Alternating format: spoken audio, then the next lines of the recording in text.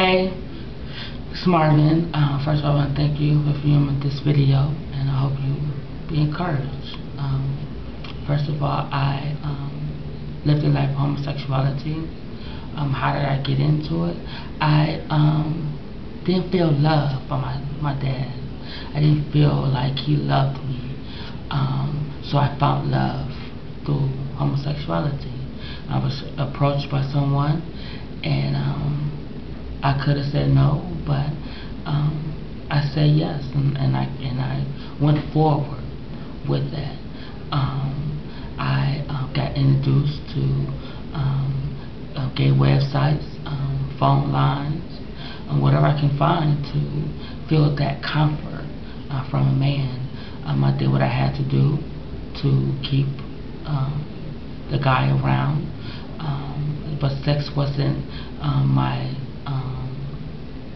sex wasn't for me. No, I did it, but it wasn't a big priority. My priority was love that my dad was lacking of giving me. My mom was always there with me. God has blessed me with a wonderful mom who did not turn her back against me when I came out. I came out with the STD. That's how I came out. You know, I didn't want to come out as soon that I did, but how else was there were going to be questions on how did I get this STD when I wasn't having sex with females. But my mom, she continued to pray with me. She continued to minister to me every time I went over there. I remember one time when I just stopped showing up. I stopped going over her house because I wanted to live my life. And in order to live my life, I didn't want somebody else to judge me. So I stopped going. I remember I stopped giving her money. I used to help my mama all the time with money, whatever she needed. And I stopped because I felt like that was cutting into my drinking. And if it's one thing that anyone knew about me, it was I like to drink. And that was cutting into my smoking. And I couldn't have that. So what will you do? I stopped helping. I took I took a bad addiction to medication, over-the-counter pills. That was something to do because the pills they gave me I felt like they were like X. You know, I can hear other people's conversation in other rooms. You know, most of the time it was just all about, it was like sex and rock and roll, sex, drugs, rock and roll. And but God still was tugging at my heart, you know, letting me know, you know, I'm here. Just cry out to me, I'm here. I remember being in a bad car accident, and that was the wrong time I stopped helping my mom. She came to the hospital mad, like really upset, and she was gonna leave me, but she didn't. She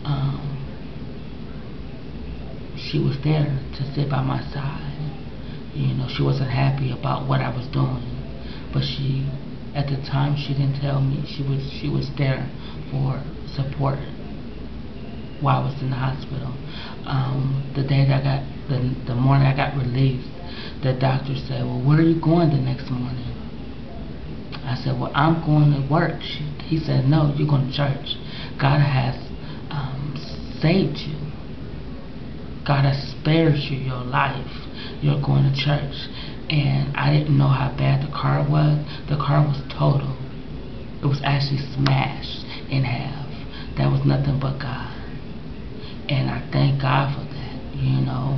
I remember being kicked out of my apartment. My mom gave me money for rent. And I decided to take it to the club and drink it up. So I had to leave my apartment. She was still there to help me. She was still there to pack my stuff up. That was nothing but the grace of God, because anybody that you turn your back on, they're not going to help you. You turned your back on me.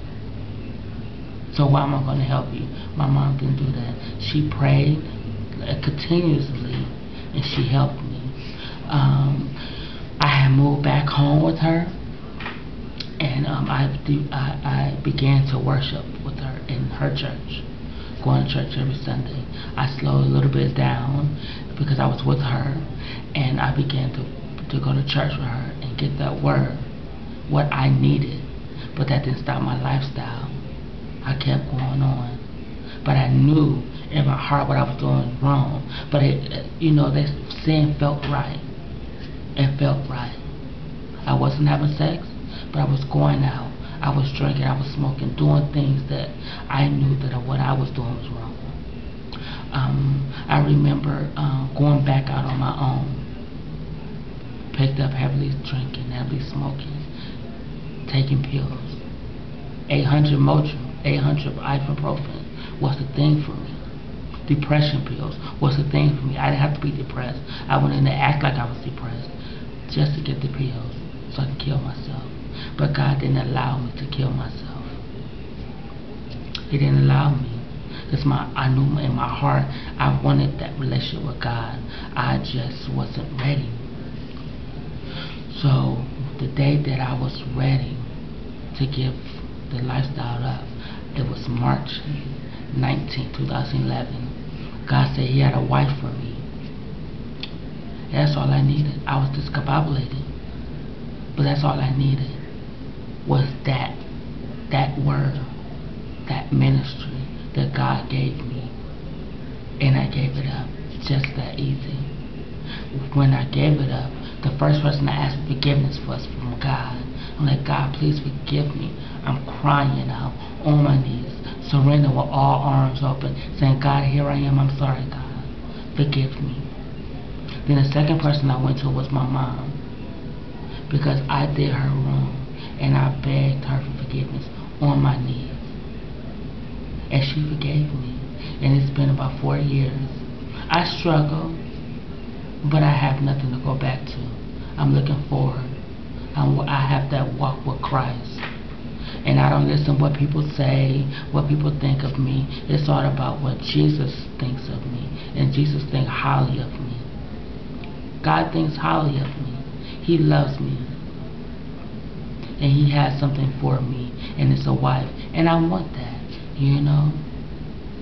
So God's blessed me. God's gave me a remarkable testimony. Thank you so much. And know that God loves you. Know that God is here for you. Know that if you're ready to give your life to God, and you're ready to give up whatever life you're living, your mind has to be made up first. And then everything else will go straight in line. I hope you liked this video. I hope you was encouraged by this video. Thank you so much. I love you all.